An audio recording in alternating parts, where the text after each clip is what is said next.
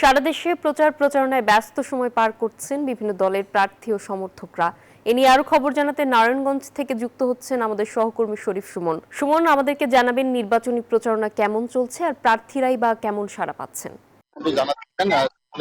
কিন্তু এই পাঁচেরকান্দি নগরী নারায়ণগঞ্জে কিন্তু প্রচার প্রচারণা শুরু হয়েছে। আপনারা দেখতে পাচ্ছেন ইতিমধ্যেই আমরা এখানে অবস্থান করছি নারায়ণগঞ্জ শহরের এই শহীদনগর এলাকায় কিন্তু এই হাত পাখা প্রতীকের প্রার্থী তারা সংযোগ করছেন এবং এখানে তারা লিফলেট বিতরণ করছেন। পাশাপাশি তারা বলছেন যে আগামী 12 ফেব্রুয়ারি সংসদ নির্বাচন অনুষ্ঠিত হচ্ছে নির্বাচন এবং গণভোটে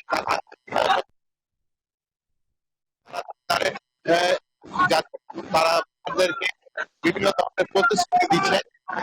তারা বলছেন যে আগামী 12 ফেব্রুয়ারি যে জাতীয় সংসদ নির্বাচন, সেই জাতীয় সংসদ নির্বাচনকে তারা উৎসবমুখর পরিবেশ চান এবং যাতে এখানে তারা সুষ্ঠুভাবে দিতে পারেন তারা এই প্রচেষ্টা করছেন।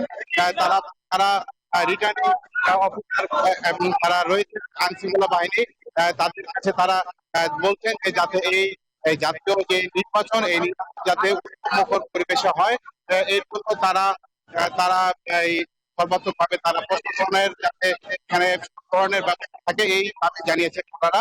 এবং আইন শৃঙ্খলা বাহিনীও জানিয়েছেন তারা এই জাতীয় সংসদ যে নির্বাচন, সেই নির্বাচন যাতে উৎসবমুখর পরিবেশে হয় এর জন্য তারা সর্বাত্মক প্রস্তুতি গ্রহণ করছেন এবং পর্যাপ্ত সংখ্যক আইন শৃঙ্খলা বাহিনী পাশাপাশি এখানে প্রতিটা ভোট কেন্দ্রে কিন্তু সিসি ক্যামেরা এবং এই প্রতিটা ভোটই ক্যামেরা থাকবে।